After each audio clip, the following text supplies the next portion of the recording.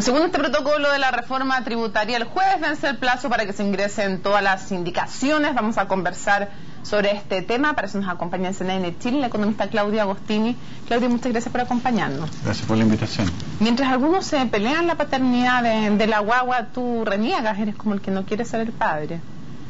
Pues a ver, yo me he dedicado al tema tributario por años, he escrito paper y estudios que son todos públicos, y si se usan para contribuir a mejorar políticas públicas está bien, pero no participé en la elaboración de la reforma. Ahora, primero vamos con lo básico. ¿El protocolo es mejor o peor que el proyecto original? Sumando y restando, ¿mejor o peor? Sumando y restando, a mí es difícil la pregunta. Tiene cosas peores y cosas mejores. No es blanco y negro, es grises. A mí hay muchas cosas en las cuales me parece peor que lo que se aprobó en la Cámara, y en algunas incluso peor que lo que existe actualmente. Y en otras mejora parcialmente algunos de los problemas que la reforma tenía, pero no es una mejora sustancial. Y haciendo un balance, si tuvieras que elegir uno de los dos proyectos, antes del protocolo o después del protocolo, ¿con qué te quedarías? Difícil esa pregunta, poniendo blanco y negro. La reforma original tenía problemas de ahorro e inversión serios, pero tapaba espacios de ilusión en forma importante y generaba un sistema más equitativo. El protocolo arregla un poco los problemas que había en crecimiento y inversión y ahorro, lo cual es el lado bueno, pero abre espacios de ilusión y inequidad insospechados, que vamos a ver ahora si las indicaciones son capaces de cerrar o no. Entonces es difícil elegir entre dos cosas que no son tan buenas. Si yo fuera parlamentario y te pidiera consejos como economista, ¿cómo votar? ¿Me dirías que votara por el proyecto original o por el protocolo con la modificación? Yo supongo que se vota artículo por artículo, creo. La salida, me pegaste la pregunta. Si se vota artículo por artículo, votaría a favor todos los artículos que tenían que ver con cerrar espacios de ilusión y muchos beneficios y exenciones que habían, y votaría en contra de los que tenían que ver con efectos negativos en la inversión y en el ahorro. Me parecería una mejor votación. Ok, vamos punto por punto, después vamos a las cosas generales. ¿Te parece que es evidente o que está asegurada la recaudación de 8.200 millones de dólares después de firmado este protocolo? No me parece evidente, y dependiendo, hasta que no veamos el detalle de las indicaciones, es difícil hacer una estimación. Pero lo que uno ve en rasgos generales, se abren muchas exenciones, se abren muchos espacios de ilusión respecto a lo que salió de la Cámara, y eso es solo menor recaudación. Y uno dice, que ¿cómo compensamos esa menor recaudación? Y los elementos que están hoy día en el protocolo son bastante pequeños desde el punto de vista de cerrar esos espacios y generar mayor recaudación. Uno de los que está listado es que se elimina la depreciación instantánea, pero eso era un beneficio que era por un año para las empresas grandes y permanente para las empresas chicas. Como las que invierten son las empresas grandes, la verdad es que genera más recaudación un año nomás respecto a lo que había antes. Entonces es difícil entender hoy día cómo poder recaudar lo mismo que antes. Ahora, la renta presunta, que es uno de los aspectos en el cual ha sido bastante crítico, ¿por qué es tan malo que se aumente el nivel y que exista en general la renta presunta? La renta presunta tiene su origen en algo que era práctico y bien intencionado hace 30 años atrás, que era decir, los agricultores pequeños, los transportistas pequeños y los mineros pequeños son difíciles de fiscalizar, es difícil que tengan contabilidad, entonces hagamos un sistema fácil que recaude algo y que les permita a ellos cumplir con sus obligaciones tributarias. Hoy día eso ya no es cierto. Hoy día la mayoría opera en el sistema financiero, muchos tienen factura, muchos tienen cuenta corriente, muchos tienen registro de ventas, ya no es verdad que no se pueden fiscalizar, no es verdad que no tengan contabilidad simplificada, pero lo más importante es que cuando uno mira quién usa este mecanismo, y estos son datos de impuestos internos con los que trabajé yo el 2010, 86% de todas las utilidades de las empresas de renta presunta pertenecen al 8% de más altos ingresos de Chile. Entonces uno dice, estos no son pequeños agricultores, no son pequeños transportistas y no son pequeños mineros, son personas de altos ingresos que tienen una empresa de renta presunta para pagar menos impuestos. Es decir, ¿se disfrazan de pymes? Por supuesto. Y cuando uno mira qué tan rentable es, uno dice, 86% de las utilidades pertenecen al 8% más rico. Entonces, esos son los pequeños agricultores y pequeños pymes de este país con renta presunta. ¿Cuánto se ahorran en impuestos? Y si uno hace ese ejercicio, es decir, si estas personas estuvieran en el régimen general y les sumamos todo su ingreso y pagan lo que tienen que pagar, reducen su carga tributaria a la mitad. Entonces hoy día es un mecanismo fundamentalmente para que el 8% más rico se disfrace de pyme y pague la mitad de los impuestos que debería pagar. Eso es la renta presunta hoy día. ¿Tú lo calificarías de ilusión, de fraude? ¿Cómo? Es ilusión porque es legal. Es ilusión porque es legal. Y la forma es cambiar la ley y derogar el sistema de renta presunta que ya no tiene ninguna razón de ser. No hay razones técnicas para que exista la renta presunta en Chile. Eso es algo que ya hemos escuchado. Algunos sostienen, bueno, entonces extendámosela a todo, porque solo algunos gremios logran esto. La pregunta es, si es tan evidente lo que tú mencionas, ¿por qué crees que las autoridades entonces no solo mantienen, sino que suben también los montos de renta presunta? Es una buena pregunta, y a mí de las cosas del protocolo que se firmó es de las que más me sorprendió, porque la reforma que salió de la Cámara acotaba la renta presunta bastante. Yo creo que hay que derogarla, así que no hacía todo lo correcto que debería hacerse, pero por lo menos la acotaba. Y cómo se pasó de eso a volver a ampliar esto, para mí es incomprensible, dada la evidencia que hay y dados los datos que hay. ¿Cómo te lo respondes entonces? ¿Qué ya pasaba así? Yo tengo solo una explicación y puede estar equivocada, pero es mi intuición de cuando uno lee la prensa. Aquí hay gremios poderosos que tienen conflictos de interés, son grupos de intereses fuertes que defienden sus privilegios tributarios y lograron ser suficientemente efectivos en ganar que se mantuvieran los privilegios tributarios que ellos tienen. La Sociedad Nacional de Agricultura defendió fuertemente la renta presunta cuando uno ve las presentaciones en la Comisión de Hacienda del Senado, y dice cosas que son medias verdades. Entonces muestra los datos de renta presunta y dice 99%, lo pueden ver en la presentación que ellos hicieron, 99% de las empresas de renta presunta son pymes, eso dicen. Y uno mira los datos y dice, sí, más o menos es verdad, pero lo que omiten decir es que gran parte de esas pymes son empresas de papel que pertenecen al 8% más rico que logra pagar la mitad de impuestos. Esa parte no la cuentan. Y cuando uno mira los datos, esos son los datos, gusten o no gusten. Vamos al tema del food.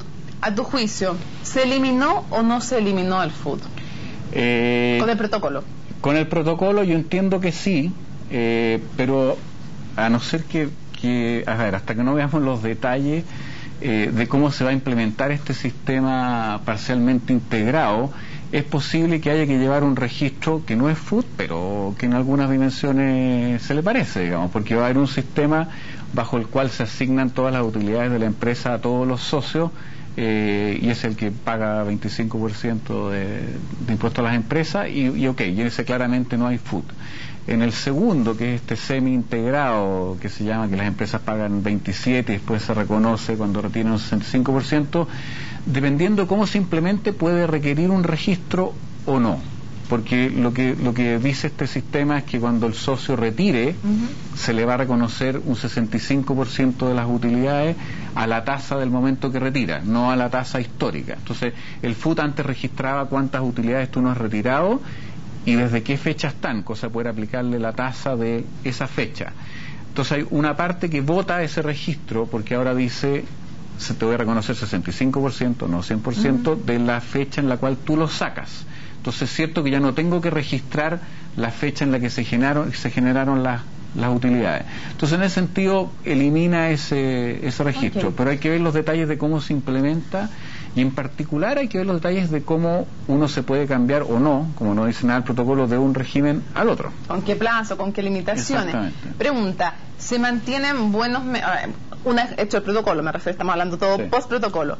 Post-protocolo, ¿hay buenos mecanismos que incentiven la reinversión? Porque ya vamos a entrar al tema que hoy por hoy es de polémica. ¿Qué marco, qué cancha se va a poner esa reinversión? ¿Te parece que como está el protocolo asegura buenos mecanismos de incentivo a la inversión y al ahorro? No lo asegura 100%, porque hay un esquema, el atribuido, en el cual efectivamente ese es el que mata el FUT 100%, y en el cual yo pago los mismos impuestos, reinvierta o no reinvierta. Entonces en ese sentido es un esquema que no tiene incentivo. En el otro esquema hay un incentivo porque yo pago 27% y mientras no retire no pago el extra, pero es cierto que después se me va a reconocer 65% y no 100%, lo cual reduce en algún grado el incentivo. Entonces aquí depende del tamaño de la empresa y sus utilidades, es cuál mecanismo va a convenir. Entonces, en esa dimensión es mejor que lo que había, no es 100% un incentivo como el actual. Y después en el lado de las pymes hay un incentivo que es grande, pero que al mismo tiempo, dependiendo cómo se haga esto, puede ser un espacio de ilusión enorme. Antes de que hablemos de eso, hoy se está discutiendo las indicaciones y uno de los principales temas de polémica es cómo definir en qué se puede reinvertir y en qué plazo. Respecto de en qué, ¿cuál es tu postura? ¿Debiera decirse solo se puede reinvertir en la misma empresa? ¿No se puede, por ejemplo, considerar reinversión, un depósito a plazo, un fondo mutuo, en fin? ¿Cuál es tu opinión? Es muy difícil esa discusión porque ¿qué es lo que uno quisiera impedir? Y después vemos si uno puede hacerlo o no. ¿Qué quisiera impedir? Que alguien que tiene sus ahorros personales se disfraza de empresa, disfraza los ahorros como utilidades reinvertidas y, por ejemplo, las reinvierte en una sociedad afuera en las Islas Caimán y después saca esas utilidades reinvertidas, se las gasta afuera, las trae de vuelta como inversión extranjera, hay muchos mecanismos y no paga nunca lo que debió haber pagado. Entonces ese tipo de reinversión es la que uno quiere impedir, ¿no es cierto? Ese sería el objetivo de lo que uno quiere lograr. En cambio, una empresa que sí se compra una empresa en el extranjero y es dueña de la empresa y se expande ya, esa es una que uno no quisiera impedir, ¿no es cierto? Y discriminar entre una y otra es bien difícil. ¿Y un fondo mutuo, por ejemplo?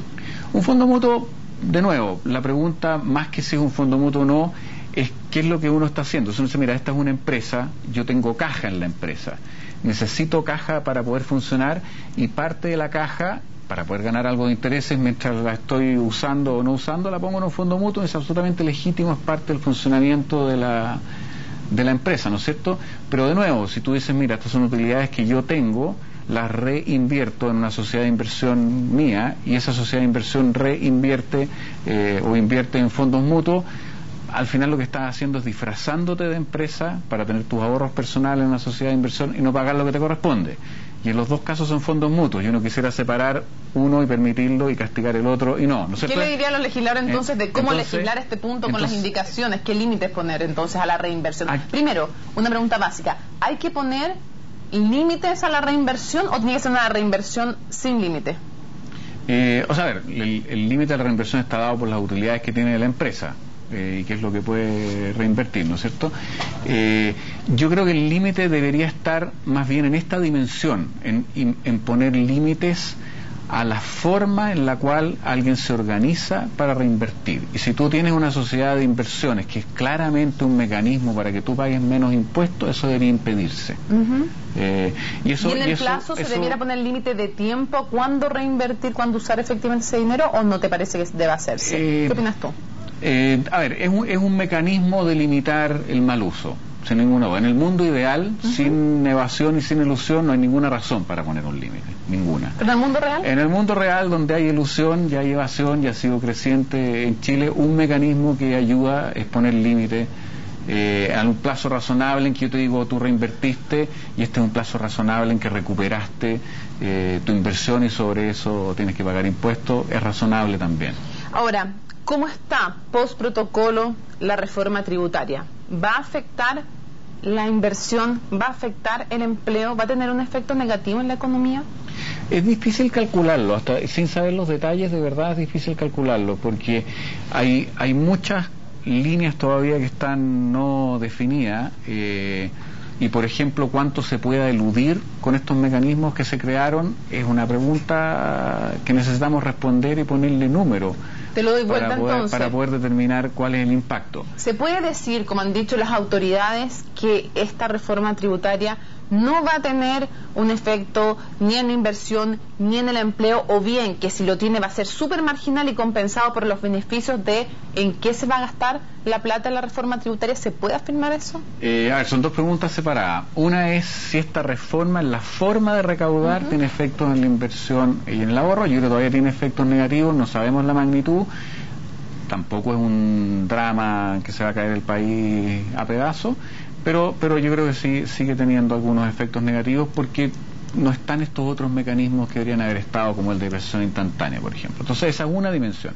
La segunda, que tiene que ver con tu pregunta, es si en lo que yo gasto compensa o no. ¿No es cierto? Cuando uno ve qué variables afectan la inversión, la infraestructura, una buena infraestructura, un buen funcionamiento del sistema legal, buena calidad de capital humano, son cosas que tienen efectos positivos en la inversión. Entonces uno dice, lo que voy a recaudar aquí lo voy a gastar en infraestructura pública productiva, en educación, de tal forma de mejorar el capital humano en Chile, y en tener un sistema judicial moderno que funcione rápido, que dé certeza. ¿O no dice esos efectos más que pueden compensar esto? Absolutamente. Ya, la reforma educacional, como tú la ves encaminada, ¿te parece que es una buena forma de compensar esta recaudación? No sé nada de educación. Okay, ya, así que no te voy a aventurar.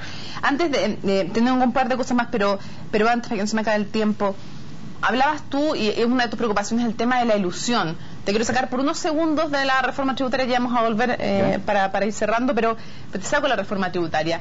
Esta operación que realizó Codelco, junto a Minmetals, crear una sociedad de inversión fuera de Chile, en un paraíso fiscal, ¿es ilusión o no? Habría que, no conozco todos los detalles de la operación, habría que ver cuánto pagó allá, cuánto pagó al ingresar. No, por supuesto, cuánto pagó al ingresar. Algunos de esos son mecanismos de ilusión. Algunos otros te permiten conseguir un financiamiento más barato, entonces una forma de financiarse mejor. Pero vía ilusión igual. ¿Y cuál es cuál? Es difícil de determinar. No conozco todos los detalles de esa operación. Cuando hablamos en contra de la ilusión y de tratar de terminar la ilusión y tapar los forados, que una empresa del Estado, la empresa del Estado en Chile, Codelco, lo haga, ¿no es contradictorio? Sí, yo estoy de acuerdo, habría que ver los detalles. Pero en general, cuando estamos hablando de ilusión en Chile, los datos más importantes están en las personas, que se disfrazan de empresas para no pagar los impuestos que corresponden. Ese es el mecanismo fundamental que hay. Y ahí es donde están la mayor cantidad de recursos, más que en las empresas. En las personas que se disfrazan de empresas. ¿Se debería finalmente, crees tú, haber hecho este acuerdo con la alianza y este protocolo? Fue una buena opción, porque lo que se dice desde la autoridad es que es conveniente, aunque no se necesitaron los votos, porque le da estabilidad a una reforma tributaria. ¿Era necesario acordar con la alianza? O sea, si era necesario o no, no lo sé. No, desde el punto de vista de los efectos económicos, de conseguir esta estabilidad. ¿Qué es lo que a uno le preocupa? En general, la discusión de una reforma tributaria genera incertidumbre. Y la incertidumbre es peor que los efectos mismos de la reforma, sobre todo si tú la alargas en el tiempo. O sea, no saber qué va a pasar es peor que decir, ya, voy a pagar más impuestos, estos son, todos sabemos, y ya. Entonces, desde el punto de vista de reducir la incertidumbre, yo lo comparto, y desde el punto de vista como de dar estabilidad a las reglas del juego en el tiempo, también.